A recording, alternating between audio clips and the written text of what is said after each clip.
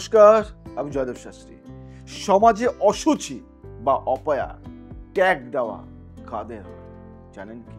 প্রাচীনকাল থেকে অনেক সংস্কৃতিতে মাতৃত্বে নারীর জীবনের প্রধান পরিণতি হিসেবে ধরা হতো। সন্তান উৎপাদনকে শুধু পরিবারের ধারাবাহিকতার জন্য নয়, সমাজ ও ধর্মীয় আচার অনুষ্ঠানের জন্য অপরিহার্য ভাবা হতো।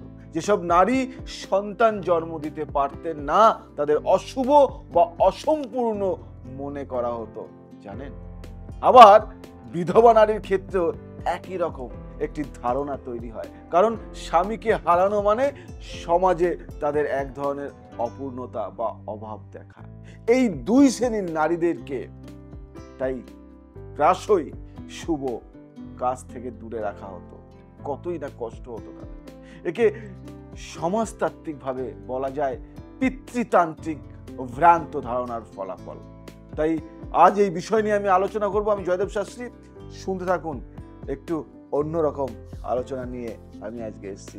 ধর্মীয় ও পৌরাণিক দৃষ্টিভঙ্গি দিয়ে আমি আলোচনা করব কিছু। হিন্দু শাস্ত্রে কোথাও সরাসরি লেখা নেই যে সন্তানহীন নারী বা বিধবা নারী অশুচি বা অপয়া, কিন্তু অনেক পৌরাণিক গল্পে ভুল ব্যাখ্যা থেকে এই বিশ্বাস ছড়িয়েছে। যেমন সন্তানহীনতাকে অনেক সময় পূর্বজন্মের কর্মফল হিসেবে ব্যাখ্যা করা হয়। আবার শুভচন আছে, স্ত্রীধন, সন্তান ভোগ্য সবই কর্মফলে প্রাপ্ত। এর ফলে সাধারণ মানুষ ভেবে নেয় যাদের সন্তান হয়নি তারা অপয়া। তাই কি? আমাকে জানাবেন কিন্তু কমেন্টস করে যে এটা ঠিক না ভুল। কিন্তু প্রকৃত শাস্ত্রীয় ব্যাখ্যায় সন্তান না হওয়া মানে কখনো অশুচি নয়, বরং সেটি ব্যক্তিগত জন্মকুণ্ডলিনীর ফল, যেখানে শুক্র পঞ্চম ভাব, পুত্রকারক বৃহস্পতি, চন্দ্র লগ্ন গুরুত্বপূর্ণ ভূমিকা রাখে। জয়দেব শাস্ত্রী কিন্তু এগুলি নিয়ে রিসার্চ করে। সামাজিক মনস্তত্ত্ব নিয়ে কিছু কথা বলবো। যে কোনো অনুষ্ঠানে মানুষ সাধারণত পূর্ণতা বা সমৃদ্ধির প্রতীক খোঁজে। বিবাহে গর্ভবতী নারী বা সদ্য মাকে শুভ মনে করা হয়। বিপরীতে যাদের সন্তান হয়নি বা স্বামী হারিয়েছেন তাদের উপস্থিতি দেখে সমাজ ভুলভাবে অপূর্ণতার প্রতীক ধরে নেয়। এটি মূলত মানব মনের কুসংস্কার।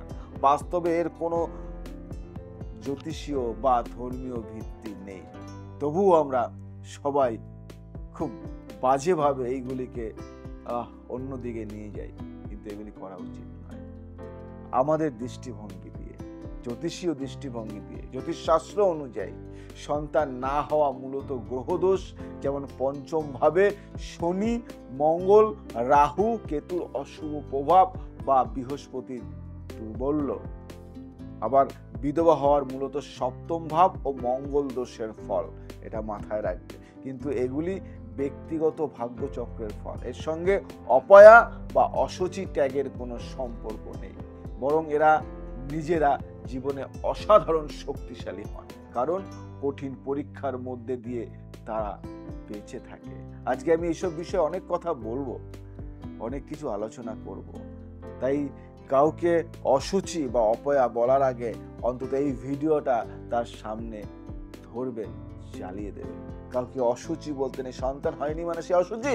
শুনুন তাহলে এই ধারণা কতটা যুক্তিযুক্ত আজ আমি বলবো। যুক্তি অনুযায়ী একবারেই অযৌক্তিক। সন্তান না থাকা বা স্বামী হারানো মানে সমাজে অশুভ উপস্থিতি নয়। কুসংস্কারের দিক থেকে সমাজ নিজেদের ভয়, অনিশ্চয়তা আর প্রচলিত নিয়ম রক্ষা করার জন্য এই ধারণা চালু রেখেছে এই ধারণা। এগুলি ভুল। সন্তান না হলে তাকে অপয়া বলা, কোনো ভালো কাজে, শুভ কাজে সে আসলে কানে ফিসফিস করে আলোচনা করা, সব ভুল। একজন নারী মা হলেই কেবল পূর্ণ নয়, আবার স্বামী থাকলেই কেবল শুভ নয়। নারী নিজে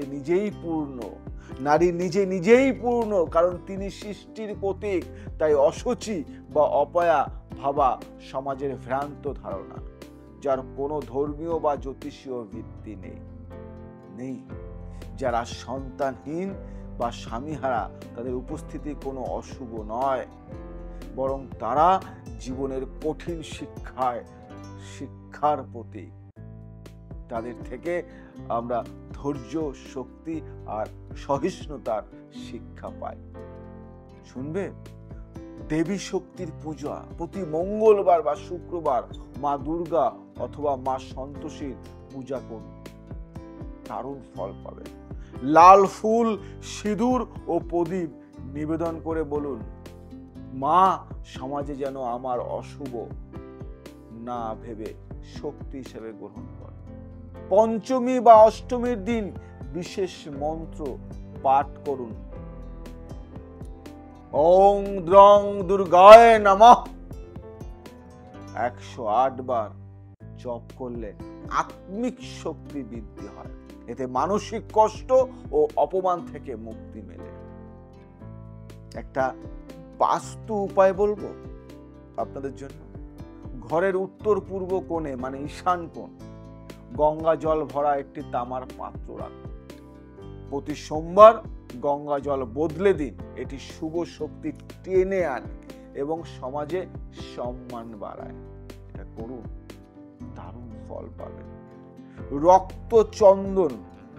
রক্তচন্দনের একটা তিলক কাটতে পারে। কিভাবে?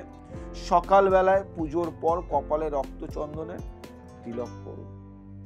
এটি নেতিবাচক দৃষ্টি ও অপয়া ট্যাগকে প্রতিহত করে। মাথায় রাখবেন এই জিনিসগুলো। মানসিক শক্তির একটা বাণী বলি আপনাদের। প্রতিদিন আয়নায় দাঁড়িয়ে নিজের চোখে তাকিয়ে বলুন, আমি অশুভ নই, আমি সৃষ্টির প্রতীক। আমায় অপয়া ভাবা মানে জীবনের শক্তিকে অপমান করা। এই কথাগুলি মাথায় রাখুন। নিজেকে অপয়া ভাববেন না। কে কি বললো ডোন্ট কেয়ার।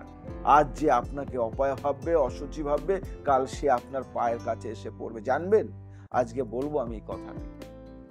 এই টোটকাগুলি আসলে আত্মবিশ্বাস ও আভা বৃদ্ধি করে। যখন একজন নারী নিজের শক্তি উপলব্ধি করেন, তখন সমাজও ধীরে ধীরে তাকে অশুভ নয় বরং শক্তির প্রতীক হিসেবে দেখতে শেখে। একটা গল্প শুনবেন, শক্তির প্রতীক, অপয়া থেকে শক্তির প্রতীক। একটা গল্প বলি আপনাকে। গ্রামের এক মেয়ে, নাম সুবর্ণা। বিয়ে হলো ছোট্ট বয়সে, কিন্তু ভাগ্য বড়ই নিষ্ঠুর। স্বামী বিয়ের কয়েক বছরের মধ্যেই মারা গেল, সন্তানও হলো না। তারপর থেকে গ্রামের লোকেরা তাকে বলতো অপয়া। কারো বাড়িতে বিয়ে হলে তাকে ডাকা হতো না। পূজা অর্চনায় তার উপস্থিতি মানে নাকি অশুভ। প্রতিটি কথায়, প্রতিটি চোখে সে শুধু অপমান খুঁজে পেত। একদিন হঠাৎ এক বৃদ্ধ সাধুর সঙ্গে দেখা হয় তার। সাধু বললেন, মা তুমি অসুচি নও, তুমি যে এই সমস্ত কষ্ট সহ্য করছো, তুমি নিজেই শক্তির প্রতীক। শুধু তোমায় তোমার অন্তরের শক্তি জাগাতে হবে। কি কথাটা শুনুন, শুধু তোমায় তোমার অন্তরের শক্তি জাগাতে হবে। সুবর্ণা বিশ্বাস করলো, প্রতিদিন ভোরে মা দুর্গার মন্ত্র জপ শুরু করলো 108 বার। কপালে রক্তচন্দনের তিলক পরে উত্তর পূর্ব কোণে তামার পাত্রে গঙ্গা জল রাখতে লাগলো। কমাস যেতে না যেতে আশ্চর্য পরিবর্তন দেখা গেল। গ্রামের মেয়েরা তার কাছে আসতে শুরু করলো পরামর্শ নিতে। যে সব পরিবার আগে তাকে অপয়া বলতো, তারাই এখন বলল, সুবর্ণার আশীর্বাদে আমাদের কাজ সফল হচ্ছে। বুঝতে পারলেন? তাই কাউকে অপয়া, উলোটা এবং অসুচি বলার আগে 10 বার ভাববে। সবাই বুঝতে শিখলো, সন্তান বা স্বামী না থাকলেও এক নারী পূর্ণ শক্তিশালী ও শুভ। সুবর্ণা ধীরে ধীরে অপয়া থেকে সমাজের শক্তির প্রতীক হয়ে উঠল। তাই দর্শক বন্ধু, যারাই এই অনুষ্ঠানটি দেখছো, তাদের একটা কথা বলবো যে এরকম ধরনের সিচুয়েশন আসলেই এই ভিডিওটা চালিয়ে দেবে তাদের সামনে। বলবে, শোনো এই ভিডিওটি একবার। অপয়া বলে কেউ হয় না, অপয়া বলে কেউ হয় না। অপয়া করে তোলে সমাজের কুসংস্কার। যারা সন্তানহীন বা স্বামীহারা, তাদের শক্তি 1000 গুণ বেশি, কারণ তারা জীবনকে কষ্টের আগুনে পুড়ে নির্মল সোনা হয়ে ওঠে। তাই অপয়া বলে কোনো কথা হয় না, অসুচি বলে কোনো কথা হয় না, কুলোটা বলে কোনো কথা হয় না। মানুষ তো মানুষই শক্তির প্রতীক। তাই এগুলি বলার আগে 10 বার ভাববে। নারী শক্তি বড় শক্তি। আজ আসি, আবার আসবো নতুন কোনো শক্তি নিয়ে। জয় শ্রী রাম।